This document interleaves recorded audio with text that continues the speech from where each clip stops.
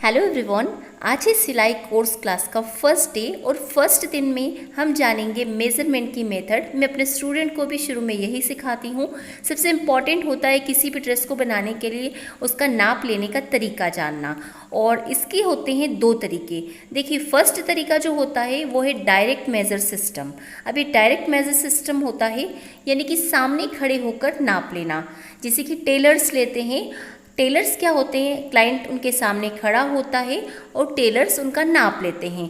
और second method जो होती है उसमें होता है चेस्ट मेजर सिस्टम, यानी कि सिर्फ आपको चेस्ट का पता रहता है और बाकी सारा आपको चेस्ट के अकॉर्डिंग निकालना होता है। अब आप सोच रहे होंगे ऐसा कैसे होता है, लेकिन रेडीमेड जो होते हैं ड्रेसेस उनमें सिर्फ एक यही बताया जाता है कि आपको इस चेस्ट के इतने पीस रेडी करने हैं, इस चेस्ट के इतने। तो ये दोनों टेक्निक्स होती है। तो सबसे फर्स्ट में हम इस टेक्निक को जानेंगे डायरेक्ट मेजर सिस्टम, यानी कि सामने खड़े होकर नाप लेना। मैंने शीट पर बॉडी का शेप ड्रॉ कर दिया है ताकि मैं राइटिंग वर्क करके आपको एक्सप्लेन कर सकूं कि कहाँ पर कौन सा पार्ट होता है और साथ ही किस तरीके से उसे कवर करके मेज़र करना होता है। तो देखिए, सबसे पहले जो हम नाप लेते हैं वो होता है शोल्डर का, यानी कि कंधों का। अब इसमें काफ़ी कन्फ्यूज़न क्रिएट होता है। मैक्सिमम स्टूडेंट को मैंने देखा है वो यह नहीं समझ पाते हैं कि शोल्डर कहाँ से कहाँ होता है। तो देखिए, मैं आपको एक दो आपने देखिए छोटे छोटे से सर्कल मैंने ड्रॉ किए। सभी के शोल्डर के यहाँ पर हड्डियाँ होती है छोटी छोटी सी, ठीक है, बिल्कुल छोटी छोटी हड्डी होती है, जैसे कि मैंने ड्रॉ की इसी तरीके से होती है। ये जो हड्डियाँ होती है आपके लिए गाइडलाइन का काम करेगी। इन हड्डियों के जो बीच का पोर्शन होता है वही होता है हमारा एग्जैक्ट शोल्डर। जी हाँ, और बहुत इजी वे में आप इससे परफेक्ट शोल्डर निकाल सकती है। लेकिन एक ध्यान देने की बात है कि जो शोल्डर का नाप होता है कभी भी फ्रंट से नहीं लिया जाता है, ये गलती नहीं करना है। शोल्डर का जो नाप यानी कि कंधे जो होते हैं वो हमेशा बैक से नापे जाते हैं। आप सूट बना रहे हैं, आप ब्लाउज़ बना रहे हैं, वो कोई इम्पॉर्टेंट नहीं है। आपको जो शोल्डर का मेज़र करना है, नाप लेना है, वो हमेशा बैक में से लेना है। और ध्यान रखना है गर्दन से बिल्कुल चिपकाते हुए इस हड्डी से लेकर इस हड्डी तक परफेक्ट आपका जो भी नाप आएगा वो आपका परफेक्ट शोल्डर होगा। ध्यान रखना, इससे बाहर नहीं निकालना है। दोनों हड्डी ही आपकी गाइडलाइन है, ठीक है। तो यह आपका निकल जाएगा परफेक्ट शोल्डर, ठीक है ना। इजी मेथड, बहुत आसानी से आप शोल्डर का मेज़र कर लेंगे। देन उसके बाद बारी आती है हमारे चेस्ट की। तो चेस्ट में आप देखेंगे, देखिए चेस्ट का भी जो होता है, कई बार आप लोग जो नाप लेते हैं उसमें एक मिस्टेक कर देते हैं कि जब भी आप चेस्ट का राउंड लेते हैं तो आपकी इंच टेप नीचे की तरफ फिसल जाती है, लेकिन आपको ऐसा नहीं करना है, बिल्कुल ध्यान देना है। देखिए, चेस्ट जो है बगल से आपको हाफ इंच नीचे मेज़र करना है। हाफ इंच से 1 इंच आप नीचे कर सकते हैं। अभी आपको अपर चेस्ट और इसमें नहीं जाना है क्योंकि बिगनर्स काफ़ी कंफ्यूज हो जाते हैं, तो मैं इतना डीपली अभी नहीं बताऊँगी, आपको समय आने पर बताऊँगी। अभी आपको चेस्ट कहाँ से कहाँ लेना है, जैसे कि मैंने बताया आपको बगल के यहाँ से बिल्कुल जो हमारा आर्म होल का जॉइंट होता है वहीं से आपको लेना है चेस्ट। और ध्यान रहे टेप नीचे की तरफ ना खिसके, ये मोस्ट इम्पॉर्टेंट ध्यान रखना है, वरना फिटिंग अच्छी नहीं आती है, ठीक है। तो इस बात का आप बिल्कुल ध्यान रखें। चेस्ट को सीना भी कहा जाता है, छाती भी कहा जाता है, सभी अपनी लैंग्वेज में इसे अलग अलग कहते हैं, ठीक है। तो चेस्ट आपका जो भी आए वो निकल कर आपको लिख देना है। और आप देख सकते हैं चेस्ट को मैंने किस तरीके से समझाया है। अब आती है कमर की बारी, यानी कि वेस्ट की। तो मैं इसमें आपको एक ट्रिक बताती हूँ। आपका हैंड, आपके क्लाइंट का हैंड अगर आपको नहीं समझ में आता ना तो मैं ट्रिक बता रही हूँ। आपके क्लाइंट को आपको कहना है, जैसे कि मैंने एक इमेज लगाई हुई है, उसमें आपको क्लाइंट को कहना है कि आप सीधे रखिए आपके हाथ बॉडी से सटाते हुए, ठीक है।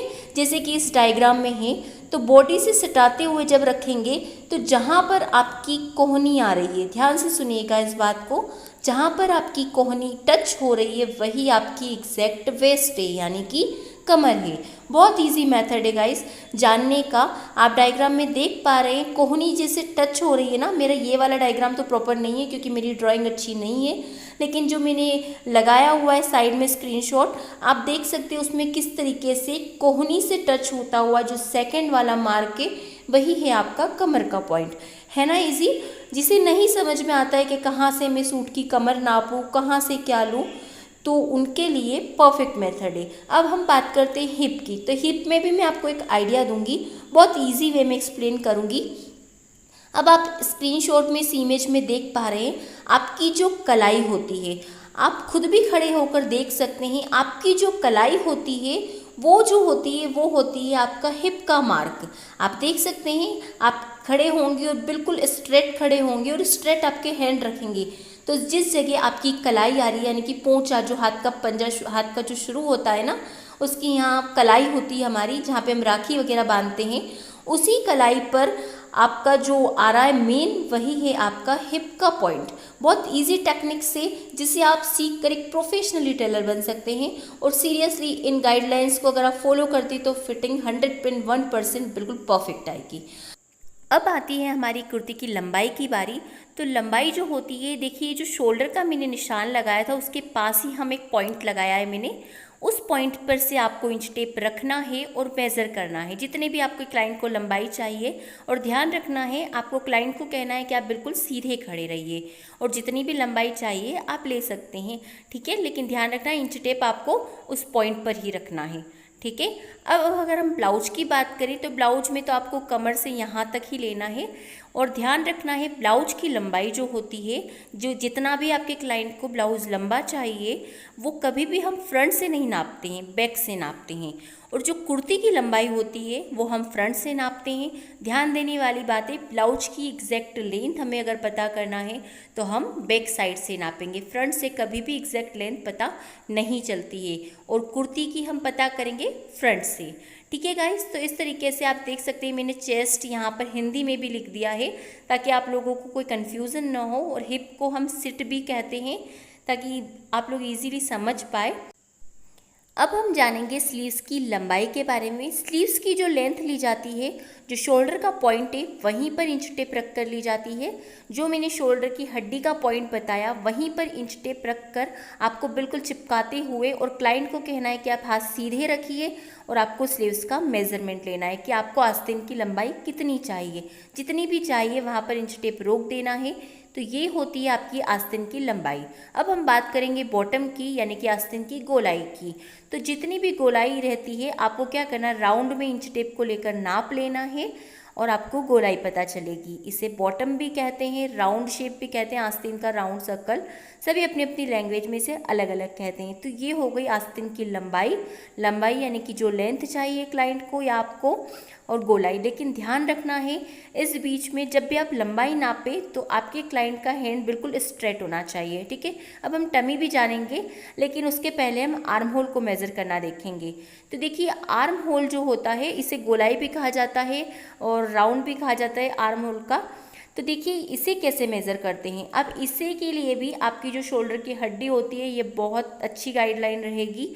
यहाँ से यहाँ आपका जो बगल वाला एरिया है इसमें जो एक रहता है शेप रहता है सर्कल जैसा, यहीं से यहीं गोल राउंड में आपको इसको मेज़र करना होता है।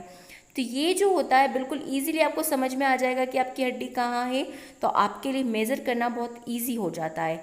इसका आपको पूरा सर्कल लेना होता है और इसे हम कहते हैं आर्म होल। ये बहुत परफेक्ट आपको लेना है तभी आपकी फिटिंग परफेक्ट आएगी, वरना बहुत सारी प्रॉब्लम्स जो होती है वो इसी की वजह से होती है। बगल में झोल आना, टाइटनेस होना, फुग्गे पड़ जाना, ये जो सारे होते हैं ये आर्म होल के कारण ही होते हैं। तो परफेक्ट आर्म होल आपको कैसे पता करना है, इस हड्डी से लेकर बगल तक का एरिया आपका आर्म होल, इसे मुड्ढा भी कहा जाता है, सबका अलग अलग है, ठीक है। अब आती है टमी की बारी।